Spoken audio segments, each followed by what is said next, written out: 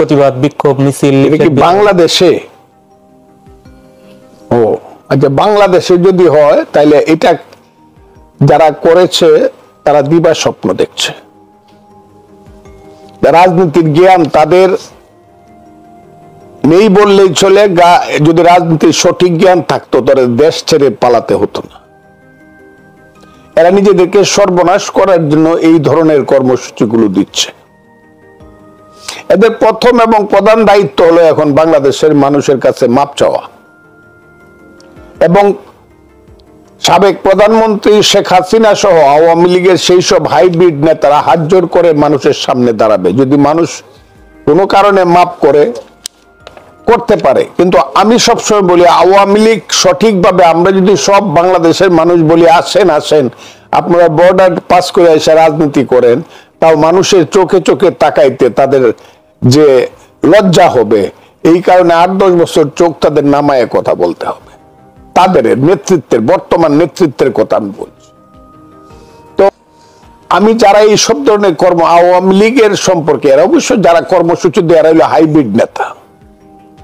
এই হাইব্রিড নেতাদের আওয়ামী লীগ সম্পর্কে ধারণা নাই। এই আওয়ামী লীগের নেতা ছিলেন মৌলানা আব্দুল হামিদ খান বাসানী, হুসেন শহীদ সোহরাওয়ার্দী। আওয়ামী লীগকে বর্ধিত করেছেন এবং মুক্তিযুদ্ধের পথে নিয়ে গেছেন বঙ্গবন্ধু শেখ মুজিবুর রহমান, তাজউদ্দিন সাহেবরা। আর ওই সব ছাত্র নেতারা শাহ মুয়াজ্জেম হোসেন, শেখ ফজলুল হক মনি, উবায়দুর রহমান, সিরাজুল আলম খান, আব্দুর রাজ্জাক, মাজারুল হক বাকি, তুফাইল আহমদ, ফেরদৌস কুরাইশি, নূরে আলম সিদ্দিকী, আব্দুর রৌফ, শাহজাহান সিরাজ, আসম আব্দুর রব, আব্দুল কুদ্দুস মাখনেরা ওই।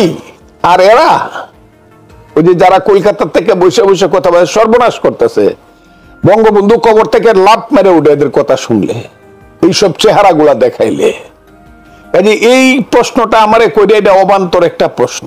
যে আমি তাহলে একটু, এটা একটা অবান্তর প্রশ্ন। আওয়ামী লীগ কোনো কর্মসূচি করতে পারবে না। এইগুলা করে ভিতরে যেসব কর্মীরা এখনো পালিয়ে থেকে অথবা নীরবে নিবৃত্তি থেকে যান বাঁচানোর চেষ্টা করছে, তাদের উপর একটা বিপদ ফেলানোর আরো কিছু কর্মী, নেতা কর্মী, নিরীহ নেতা কর্মী এবং যারা আওয়ামী লীগ করে না, দারোগা, পুলিশ এবং ওই যে এখন সমন্বয়কদের টাকা খাওয়ার একটা ব্যবস্থা করে দিচ্ছে এই ধরনের কর্মসূচি দিয়ে।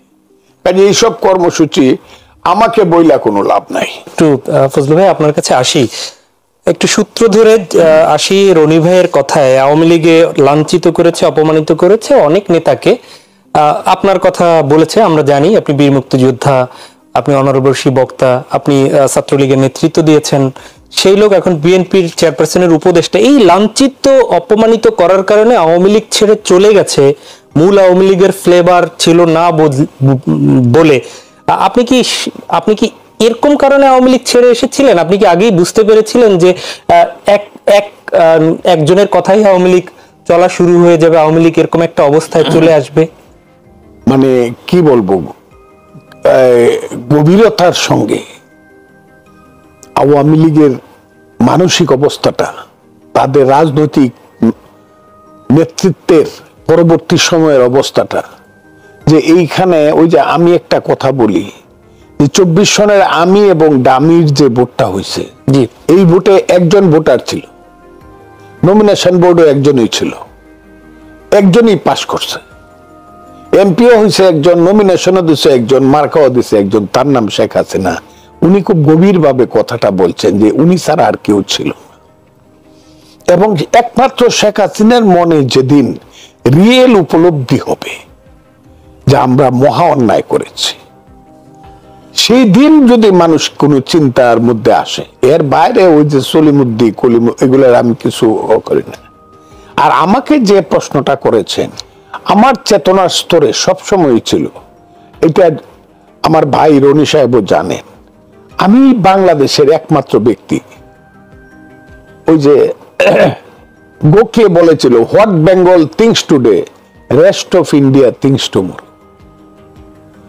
আমি জানি না, আমি একজন সাধারণ মানুষ, সাধারণ মানুষের সন্তান, কৃষকের সন্তান, কিন্তু আমি যে কথাটা বলি এই কথাটা অনেকেই পরবর্তী সময়ে বলে।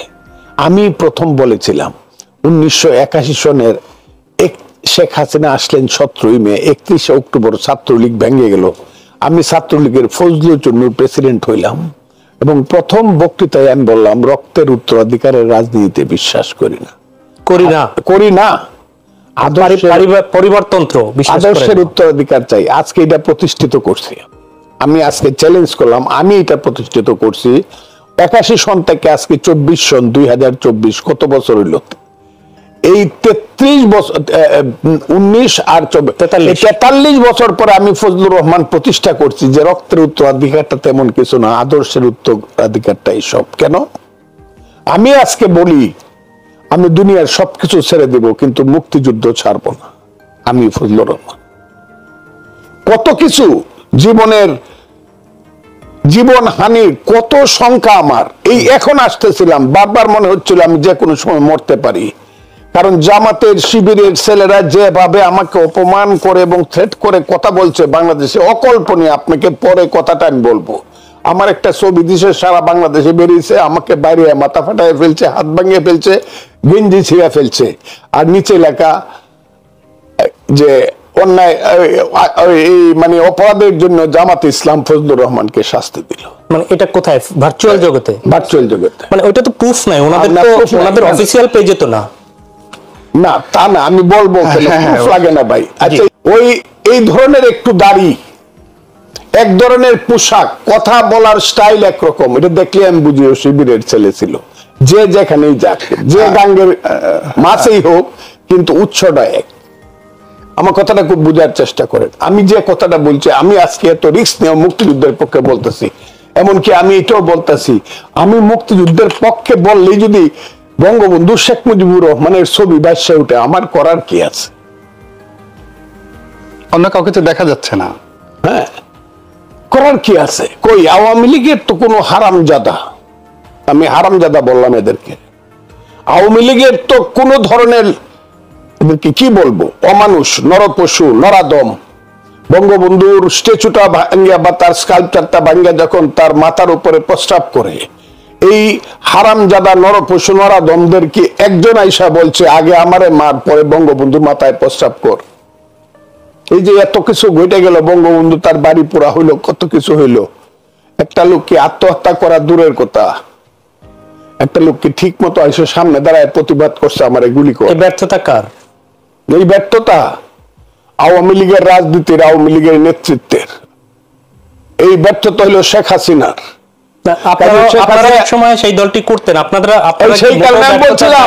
উত্তরাধিকারের রাজনীতি, ওই যে কথাটা আমি মিলাইতেছি, এই কথাটা আমাকে একটু সুযোগ প্লিজ বলেন। ওই শেখ হাসিনা তো পারতেছে না, পারে নাই কেন? রক্তের উত্তরাধিকারের রাজনীতি করতে আসছে। আজকে যারা এইসব মুক্তিযুদ্ধের পক্ষে প্রতিবাদ করতেছে, একটা ছেলে আজকেও বলছে মুসলমানরা অনেকেই না বুঝে মুক্তিযুদ্ধে গেছিল। আপনার দেখার কথাটা এগুলা শুনলে মনে হয় আলবদরের বাচ্চারা বলে কি। আমি তো এদেরকে আলবদরের বাচ্চা বলি, মারুক না আমাকে, যে আমরা না বুঝে মুক্তিযুদ্ধে গেছিলাম, আমি মুসলমানের ছেলে। আমার থানায়, আমার আন্ডারে 1200 মুক্তিযোদ্ধা যুদ্ধ করছে, আমি কমান্ডার ছিলাম। 1200, আমি আবারও বলছি 1200 আমার আন্ডারে যুদ্ধ করছে, আমি তাদের কমান্ডার ছিলাম। এর মধ্যে 1000-এর উপরে, আরো বেশি 1100-এর উপরে মুক্তিযোদ্ধা ছিল মুসলমান। কিন্তু সেখানে ফজলু ভাই খুব ছোট্ট করে রনিবের কাছে যাওয়ার আগে জিজ্ঞেস করি, আমি যাবেন রনিবের কাছে, আমি কথাটা বললাম। আমি আজকে যে কথাটা আপনি জিজ্ঞাসা করছিলেন যে আমি কেন বেরিয়ে আসলাম না আসলাম, সেটা ভিন্ন কথা। আমি ফজলুর রহমান এককভাবে বাংলাদেশের রাজনীতি কিছু করতেও পারবো না, বাংলাদেশের রাজনীতিতে নিজে কোনো আমার একক কোন উত্থান হোক এটা আমি চাইও না। কিন্তু আমি একটা জিনিস বুঝাইতেছি বাংলাদেশে, যেখান থেকে শুরু করছিলাম, তুমি কে আমি কে, বাঙালি বাঙালি, তোমার আমার ঠিকানা, পদ্মা মেঘনা যমুনা, রক্ত সূর্য উঠেছে, বীর বাঙ্গায় জ্বেলেছে। যেখান থেকে শুরু করছিলাম অস্ত্র নিয়ে যুদ্ধ করছিলাম, পাঞ্জাবি বীর বুকে ট্রিগার টিপেছিলাম, আষাঢ় শ্রাবণের বৃষ্টি বড় রাতে প্রতিটা সময়ে মুহূর্তে অপেক্ষা করছিলাম মৃত্যুর জন্য, সেই জায়গায় যে আদর্শের জন্য করছিলাম সেখান থেকে আমি সরি নাই, এটা আমি প্রতিষ্ঠিত করছি।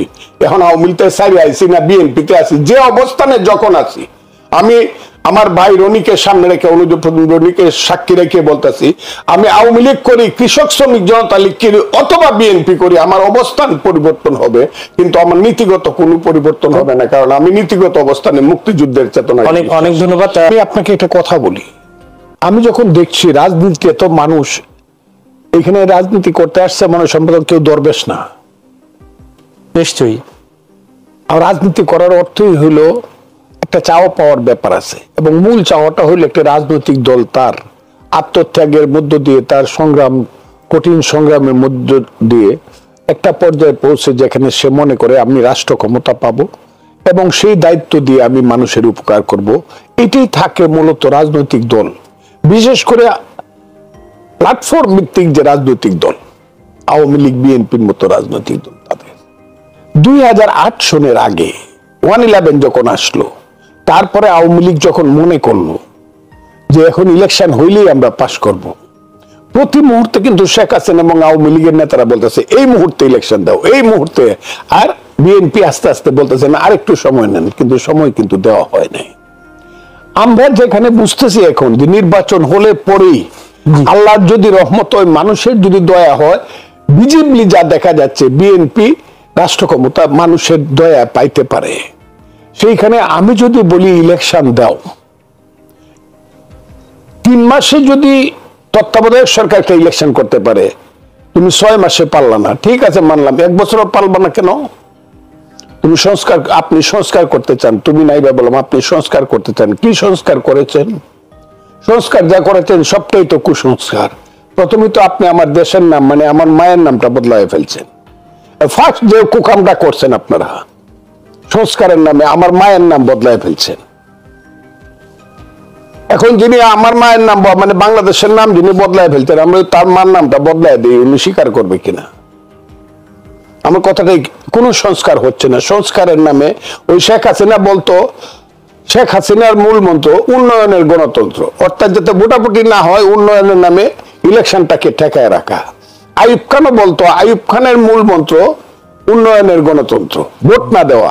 এখন এরা বলতেছে যে সংস্কার, যে কথাটা, সংস্কার ছাড়া ইলেকশন হবে না, এর অর্থ হইল তারা ইলেকশনটা দিতে চায় না। আমি আপনাকে খুব ক্লিয়ারলি বলি, বিএনপি ইলেকশন চায়া কোনো খুব অপরাধ করতেছে না, এবং সেই ইলেকশন চাওয়ার কারণেই ষড়যন্ত্রটা করতেছে প্রথমত আমি বলবো জামাতে ইসলাম, বিএনপি বিরুদ্ধে।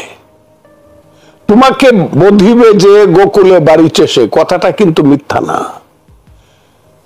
30টা বছর বুক দিয়ে আগলে রাখছে জামাতে ইসলামকে, বিএনপি আড়াল করে রাখছে, তা না হলে অস্তিত্ব থাকতো না আওয়ামী লীগের। এই 15 বছর শুধু বিএনপি তাকে বুক দিয়ে আগলায় রাখছে। এখন তার পরিণতি হইল জামাত যখন এই 5ই আগস্টে তার নামটা জেনারেল ওয়াকারুজ্জামান 1 নম্বরে বলে ফেলছে যে এখানে জামাতের আমির আছে, তখনই মনে করছে হাম কি হুম নুরি, আমার নামটা তো দেখা যায় 1 নম্বর, তাই আমি বোধহয় ক্ষমতার মালিক, কথাটা। এবং সেই থেকে তারা যে এই দেশের সমস্ত বর্তমান অন্ধকারের জন্য, অন্ধকার কুয়াশার জন্য জামাত একমাত্র দায়ী, কারণ তাদের লোভ ছিল এককভাবে তারা ক্ষমতা দখল করবে with the support of 1 portion within the army. আর এই সব ছেলে পেলে যারা এক সময় সবই জামাত করত, এরা সব জামাত শিবির করত, এদেরকে বিভিন্ন ডালে ডালে দিয়ে দিছে, কিন্তু মূল গুড়িটা হইল জামাত। তারা মনে করতেছে নাগরিক। তাহলে প্রথমে আমি কি একটু থামাবো আপনাকে? না থামান, আমি যদিও আমি খুব অল্প কথাই সময় নিব, মানে শুনতে চাইবো। সেটা হচ্ছে তাহলে সেই ছাত্ররা যদি জামাতের হয় বা শিবিরের হয়, ওই ছাত্ররা তো বৈষম্য বিরোধী ছাত্র আন্দোলনে নেতৃত্ব দিয়েছিল, সেক্ষেত্রে কি তাদের আপনি সাধুবাদ দিবেন না? আর গত 17 বছরে ওই দলটিরও তো ত্যাগ আছে নিশ্চয়ই, তাদের বিভিন্ন দলটির ত্যাগ আছে। আমি পরে বলি, আপনি একদমই স্বীকার করেন না।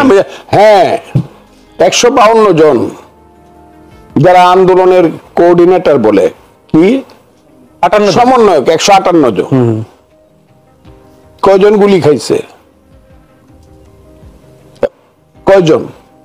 একজন। তাদের 6 জনকে দেখছি শুধু হারুনের ভাতের হোটেল ডিবি হারুন ধরে নিয়ে 3 দিন ভাত খাওয়াইছে। তাদের পিছনে সমস্ত মানুষ দেখছে এরা ভাত খাইছে, সব দেখাইছে, এত ভীত ছিল গভর্নমেন্ট। অ্যাডভোকেট ফজলুর রহমান, আপনার কাছে আলোচনা হয়তো এই সূত্র ধরে করবেন, তার সাথে একটু দৃষ্টি আকর্ষণ করছি। আজকে স্বরাষ্ট্র উপদেষ্টা বলেছেন সীমান্তে নাগরিক হত্যা বন্ধ হবে। এই বিষয়টি নয়াদিল্লিতে আসন্ন বিজিবি বিএসএফ বৈঠকের মূল এজেন্ডা বললেন, এবং কোনো বিষয়ে ছাড় দেওয়া হবে না, ভারতের সাথে বডি ল্যাঙ্গুয়েজ অনেক পরিবর্তন হবে, এটি উনি নিশ্চিত করেছেন।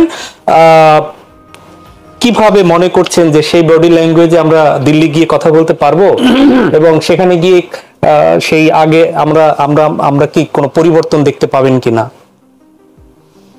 আপনাকে অসংখ্য ধন্যবাদ। বোধহয় শেষ পর্যায়ে এসে পড়েছি। এই যে ভারত, এই নামটা উচ্চারণ করলে পরেই এই যে ইউটিউবে আপনি বলেন, আমাকে বললেন যে জামাত শিবিরের কর্মী, আপনি চিনেন কিভাবে? সবটা না হইলো কালো, যারা আওয়ামী লীগ করে এরা কালো